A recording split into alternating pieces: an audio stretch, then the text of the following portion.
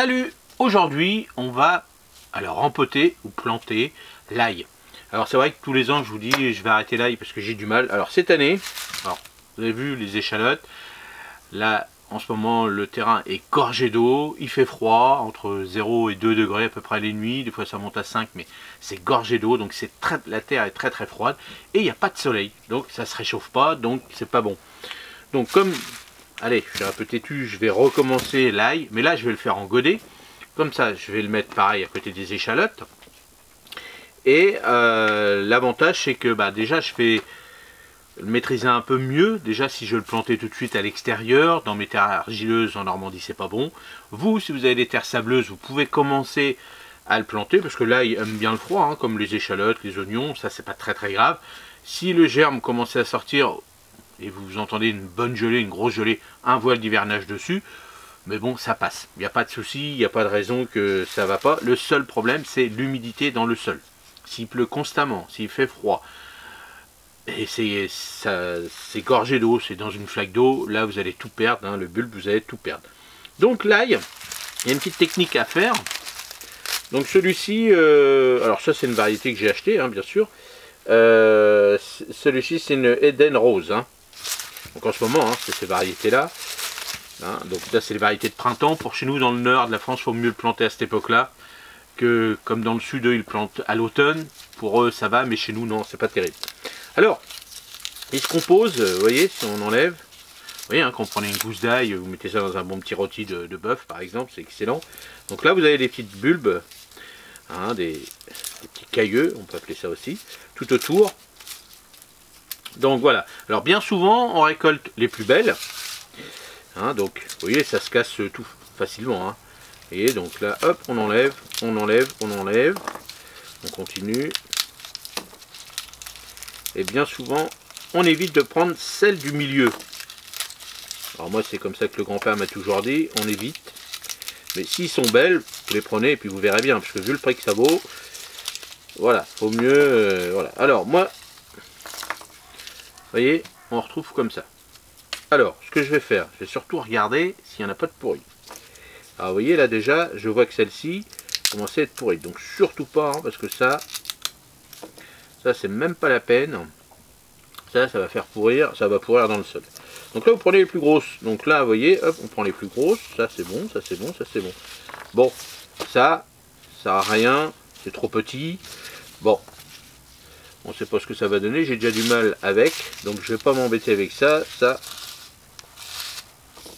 on les met de côté.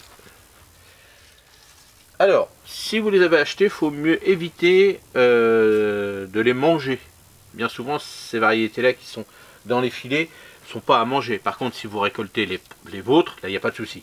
Bien souvent, on dit toujours qu'il faut mieux éviter ces variétés-là que vous achetez en filet. C'est pas à consommer, hein, c'est à planter. Donc prenez pas de risque, on ne sait jamais comment ça a été fait. Hein, bon, moi c'est pas marqué si c'est bio, machin bidule. Donc voilà. Donc là on a récolté 1, 2, 3, 4, 5, 6, 7, 8, 9, 10, 11. Donc, vous voyez, j'en ai besoin de 10, donc impeccable. Donc là je vais vous montrer comment on fait. Voilà. Donc là on met les petits godets. Donc ça va être plus simple. Alors le terreau, comme d'habitude. Le terreau, un très bon terreau. Hein, moi je prends toujours, prenez les terreaux à rempoter, comme ça vous êtes tranquille. Hein, moi c'est le même terreau que j'utilise pour tout mon rempotage. Donc là ce que j'ai fait, tout ce qui est bulbe, hein, là l'échalote, l'oignon, n'a pas besoin beaucoup d'engrais.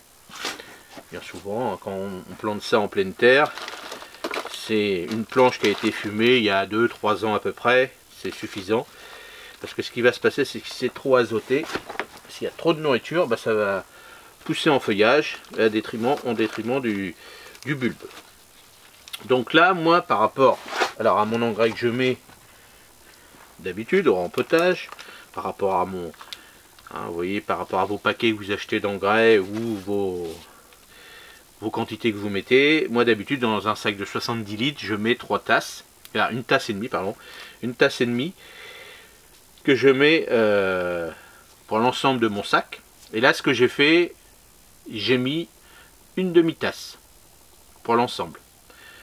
pour l'ensemble de mon sac de 70 litres. C'est-à-dire que je préfère avoir un petit peu de nourriture quand même, parce que je ne sais pas combien de temps ça va rester, au moins minimum un mois, parce que j'ai regardé la météo et ils annoncent jusqu'à pratiquement la fin du mois de février, donc peut-être que je les planterai deuxième quinzaine, ou je sais pas, au mois de mars peut-être.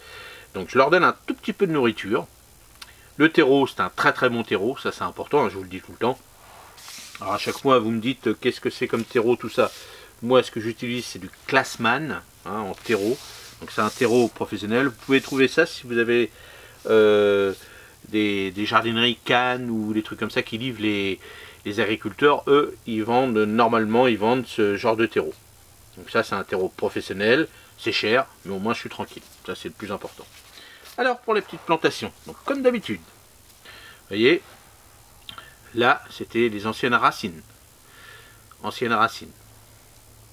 Ici c'est la tête, vous voyez, l'ancienne tige. Donc là, hop, pareil que l'échalote, on plante juste dessus les racines, les anciennes tiges.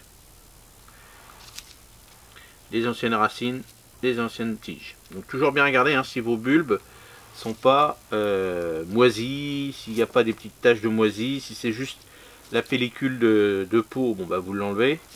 Bien regarder, hein, faut vraiment dedans ça soit bien dur.